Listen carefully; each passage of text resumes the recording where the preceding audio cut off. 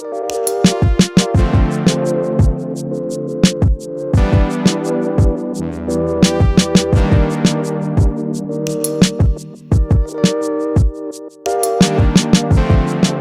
up and good morning, guys? Welcome back to another video. I don't know about you guys, but I get that like the 20-foot-ish by 20-foot, give or take, garage is kind of like the norm, but I don't understand who that's for. I mean, clearly, you know, this truck ain't the shortest thing in the world, but it's not like it's overly large. And as you can see, there's no room for anything, let alone trying to get two cars in what is a 2-car garage.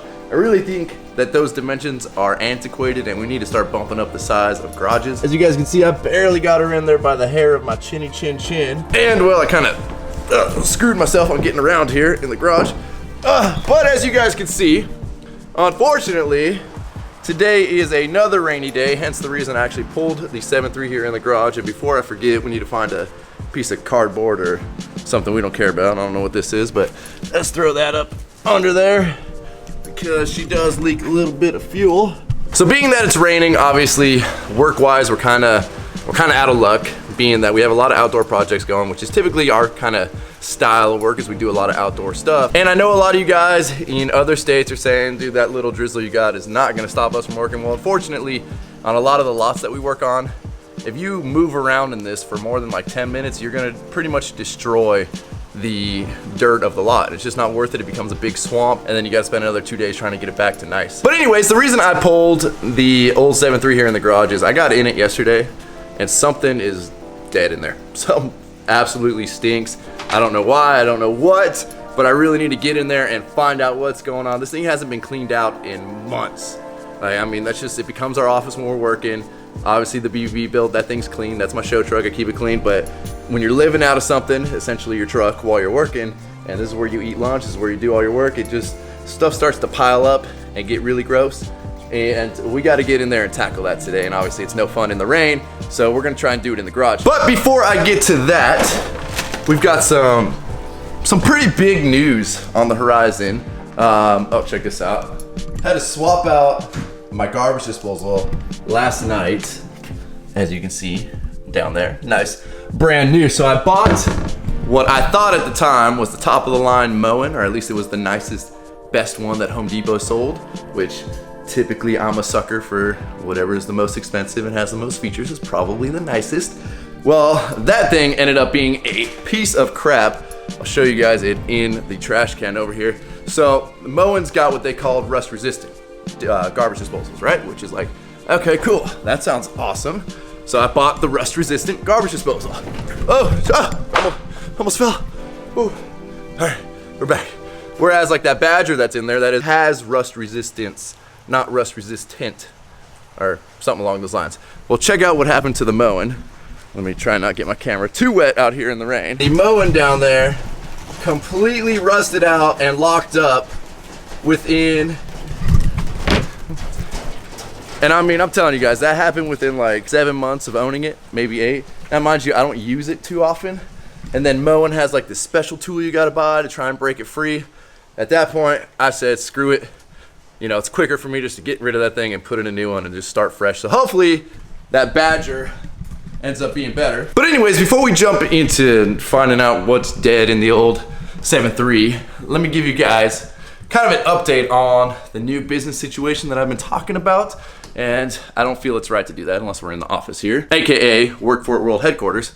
So as you guys know, and I hate that I have to be vague, but I still have to be vague, unfortunately, we are looking into starting up a new business. And we went and looked at a retail location, which you guys saw us go look at.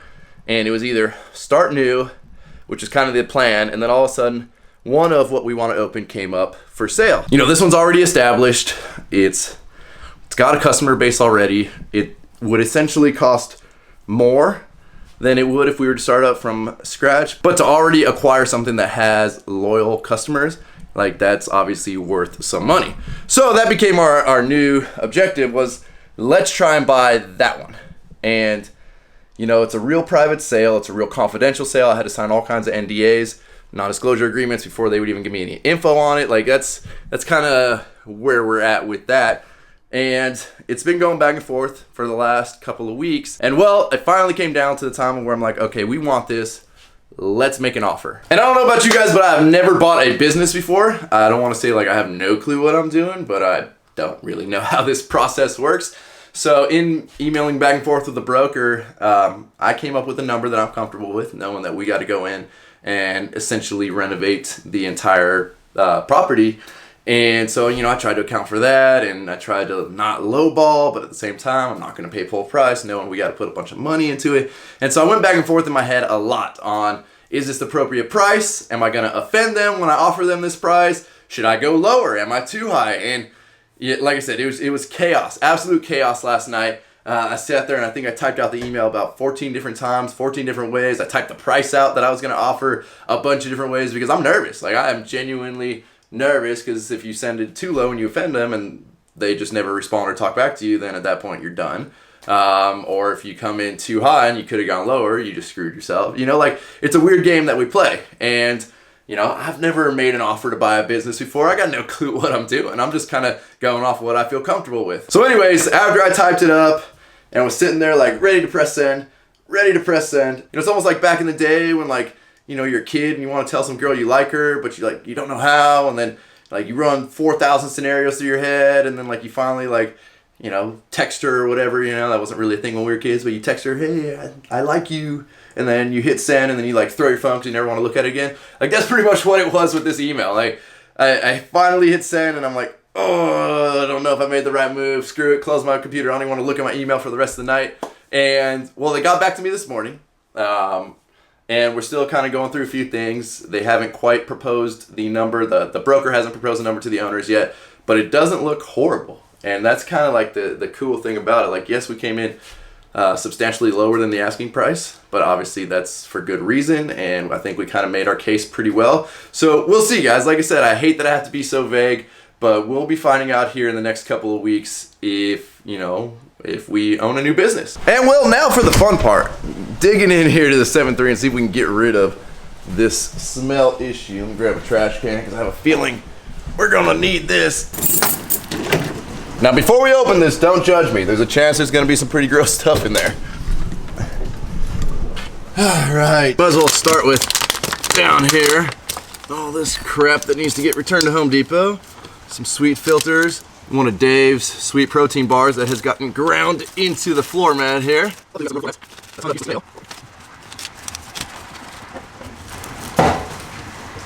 Now, one of the key areas to this truck is underneath this little center console armrest for the bench seat. Being that Ford had this really great idea that the only type of drink receptacle any working man is using is a coffee cup. So they made these cup holders deep enough for a coffee cup with a nice little cutout right there to basically house the handle of the coffee cup, which is great if all you drink is stuff in a coffee cup.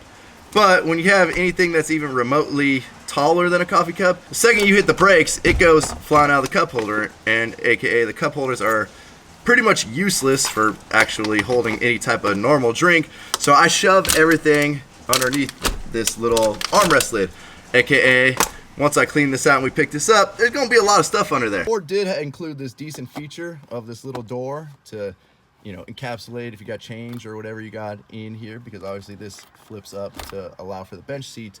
But unfortunately, the previous owner of this truck somehow misplaced the rear half of this door. So it's only good to about there, which is perfect for right now, so we can flip this up.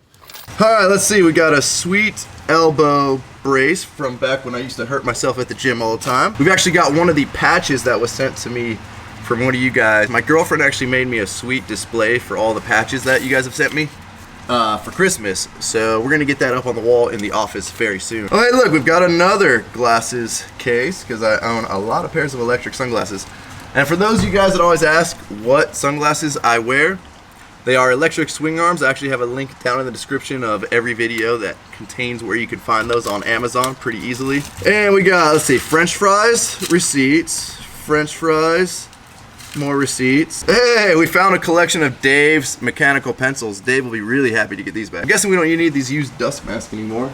So I've got so much stuff that I need to return to Home Depot. I need to keep like a Home Depot return bin in the garage. My toilet paper roll, it's seen better days, but you kind of got to have a toilet paper roll on you at all times. We're gonna keep that. So I honestly thought for sure underneath this center console lid area, that's where we were gonna find what was stinking. And unfortunately we haven't. I mean, there's a peanut right there, but we obviously need to go through and vacuum the whole thing out. But I think we got to keep searching when we got here. All right, we got a nice bag of Doritos. And mind you, Gunner essentially lives on this back seat, so there's a chance like the smell's coming from there, but it more so smells like gross food. Got my sweet Klein backpack here that I keep pretty much fully stocked with a bunch of hand tools and such. And that is just a nice addition if you're ever, you know, walking into somebody's house. I don't do a lot of like small service type work, but when that does come up, it's nice to have that backpack to carry all your stuff in one go. That's a nice find right there. I've been looking for batteries. You can never have enough Milwaukee batteries. That is a fact. Let's see, I got my plumbing bin there because I don't do a whole lot of plumbing, but when you do, you know, it's nice to have what you need on hand at all times. Same with my electrical bin. It's got just enough electrical stuff, and they weirdly fit down in the footwell area of the 7.3 here. We've got my second Milwaukee vacuum. Like I said previously, I try to have 2 of every tool. Everything falls through basically and ends up living in the back seat back here.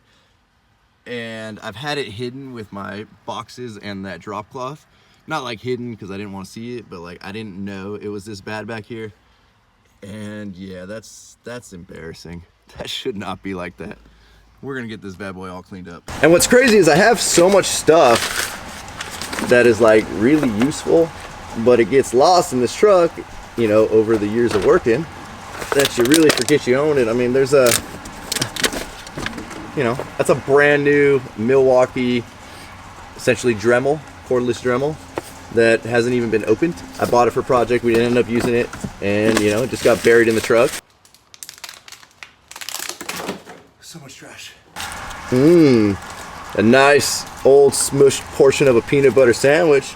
We might be getting closer to the smell. Now there were a few comments in my video about not liking to get my truck dirty and how the crowd that thinks dirty trucks look better. I would hate to see what your house looks like, what your wife looks like, that kind of thing, and everybody got all upset and offended. Well, can you honestly say that that looks better? That versus a clean truck looks better. And I know you're gonna say, well, I'm talking about mud. Well, you don't get to pick and choose what's clean and dirty. And I saw a couple other comments saying, you're talking about having a clean truck, your work truck looks like crap. And yeah, I agree, I'm not proud of that. I'm not saying that looks better than a clean truck. Like, no, that's disgusting. That needs to be cleaned. Be gone, Chips, be gone! So many of you.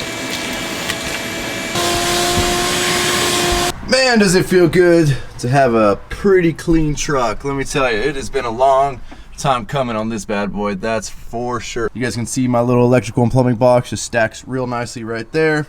Obviously my backpack right there. And then over here in the front, I've got my nice little water bottle receptacle now, so they're not just scattered all through the entire truck, because that is absolutely disgusting. And I do need to go through and like wipe all the windows down and do all that, but obviously we're gonna wait till after the rain before we start to dig into that. And then once it stops raining, what really needs to get tackled is the mess that is the bed over here, because yeah, that looks just as bad, if not worse, than that back seat area. But you can see we pretty much filled up an entire trash can, and then I still need to go through and sort what is obviously good stuff and receipts and whatever needs to be kept.